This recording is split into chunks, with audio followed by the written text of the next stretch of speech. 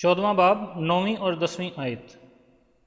پھر ان کے بعد ایک اور تیسرے فرشتہ نے آ کر بڑی آواز سے کہا کہ جو کوئی اس حیوان اور اس کے بت کی پرستش کرے اور اپنے ماتھے یا اپنے ہاتھ پر اس کی چھاپ لے لے، وہ خدا کے قہر کی اس خالص مے کو پیے گا جو اس کے غضب کے پیالے میں بری گئی ہے، اور پاک فرشتوں کے سامنے اور برہ کے سامنے آگ اور گندک کے عذاب میں مبتلا ہوگا۔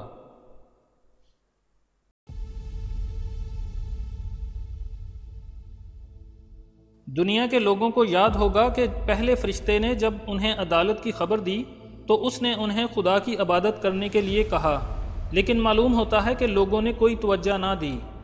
اس باب میں خداوند مسیح کے عظیم اور کامل اختیار کا ثبوت دیکھتے ہیں، جب ہمیں خدا کے کلام کے وسیلہ سے یاد دہانی کرائی جاتی ہے کہ خداوند مسیح سب سے عظیم اور قادر مطلق ہیں، تو ہماری خوب حوصلہ افزائی ہوتی ہے کہ آخرکار شیطان کی شکست اور ہمارے خداوند مسیح کی فتح ظاہر ہوئی۔ بہت دفعہ ہم شیطان کی کامیابی اور مقدسوں کی اذیت دیکھ کر بے حوصلہ ہو جاتے ہیں کہ اس دنیا میں انصاف نہیں، حالانکہ ہم جانتے ہیں کہ خدا نے تھوڑی دیر کے لیے شیطان کو آزادی دے رکھی ہے تاکہ جو کچھ وہ کرنا چاہتا ہے کرے۔ بہت جلد یہ آزادی ختم ہو جائے گی اور شیطان کو سزا دی جائے گی۔ اس منادی کے وقت زمین پر ضرور کچھ ایسے لوگ ہوں گے جنہوں نے حیوان اور اس کے بت کی نہ پرستش کی اور نہ اس کی چھاپ اپنے ماتھے پر لی۔ وہ فرشتہ کی منادی سن کر خوش ہوں گے۔ وہ اپنے دل میں کہتے ہوں گے کہ شکر ہے ہم ان لوگوں میں شامل نہیں ہوئے، ورنہ ہمارا بھی یہی حال ہوتا جو ان لوگوں کا ہونے والا ہے۔ دوم اس لیے کہ خدا بے انصاف نہیں ہے، اور اوپر آسمان میں کوئی ہے جو اس مکروہ کام کو بند کرنے کی قدرت رکھتا ہے۔ اب وقت آ گیا ہے کہ ان کو بند کیا جائے۔ حیوان کی پرستش کرنے والوں کا خیال تھا کہ اسے کوئی نہیں روک سکتا، لیکن اب خدا کا فرشتہ بتانے آیا ہے کہ ان لوگوں کا خیال غلط تھا۔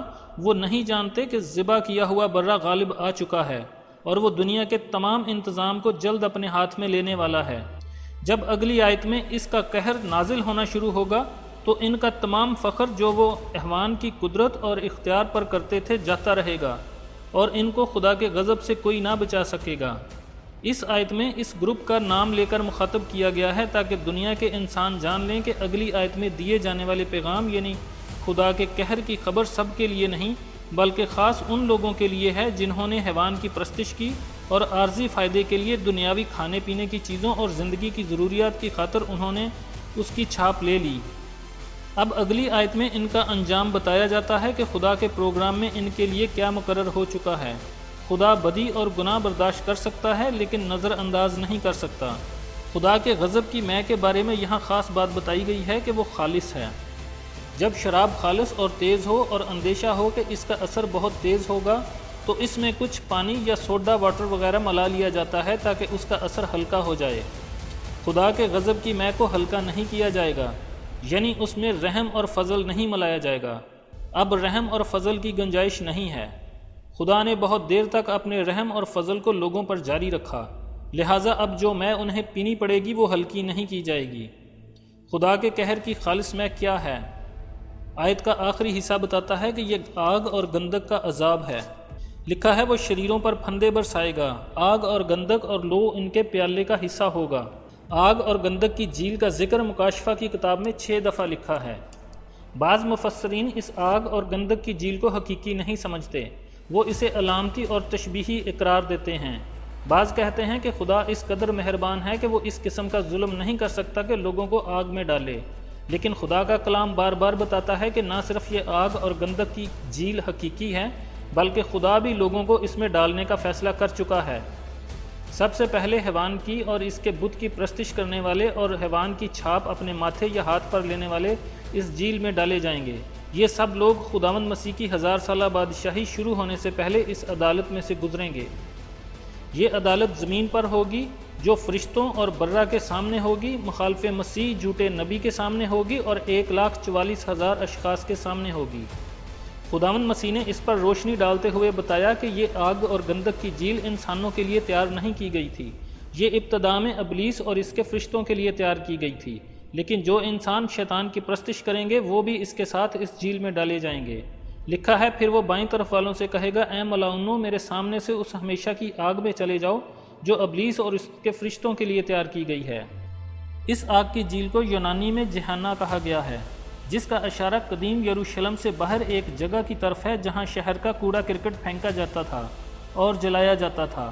وہاں ہر وقت آگ سلگتی رہتی تھی، لیکن اس کے اصل معنی زمین کے وسط میں اس جگہ کی طرف ہیں جہاں پگھلی ہوئی گندک اور لاوے کا سمندر ابلتا رہتا ہے۔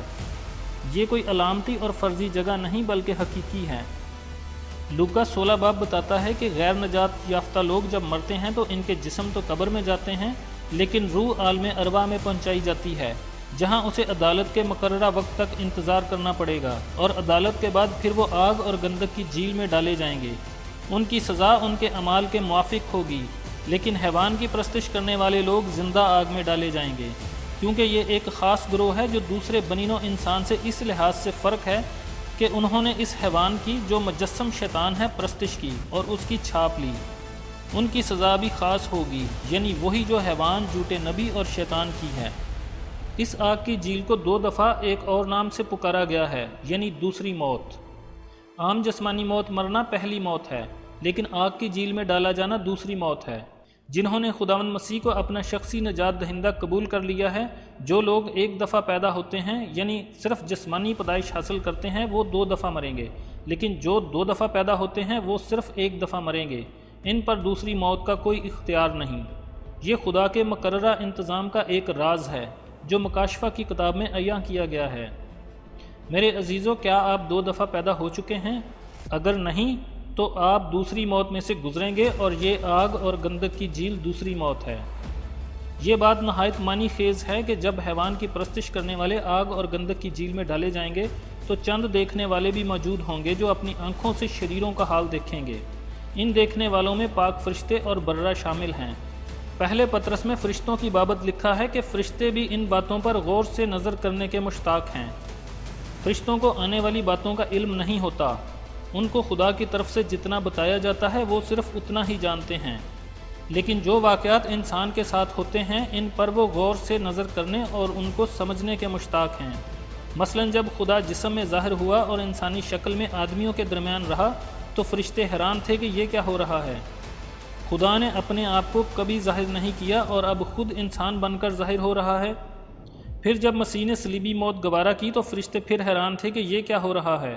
خدا جسم میں ہو کر قربانی دے رہا ہے، اور جب گناہ گار انسان توبہ کر کے مسیح پر ایمان لا کر ہمیشہ کی زندگی حاصل کر کے اور نئی پیدائش کا تجربہ حاصل کر کے خدا کی فیملی میں شامل ہو جاتے ہیں تو فرشتے پھر حیران ہیں کہ بدکار اور گناہ گار انسان کو مسیح میں کتنا اونچا درجہ مل جاتا ہے اور وہ آسمانی میراث میں شامل ہو جاتے ہیں۔ غرض کے بہت سی ایسی باتیں ہیں جو فرشتوں کو سمجھ نہیں آتی اور وہ ان پر غور سے نظر کرتے ہیں۔ جب حیوان کی پرستش کرنے والوں کو ایک خاص موقع پر آگ اور گندک کی جھیل میں ڈالا جائے گا تو فرشتے غور سے نظر کریں گے۔ خدا نے ان فرشتوں کی معرفت انہی انسانوں کو کئی بار آگاہ کیا اور منع کیا تھا، لیکن وہ شیطان کے دھوکے میں پھنس ہی گئے۔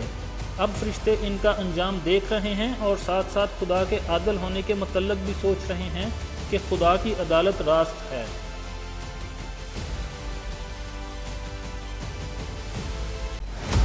پھر اس نے مجھ سے کہا، اس کتاب کی نبوت کی باتوں کو پوشیدہ نہ رکھ، کیونکہ وقت نزدیک ہے۔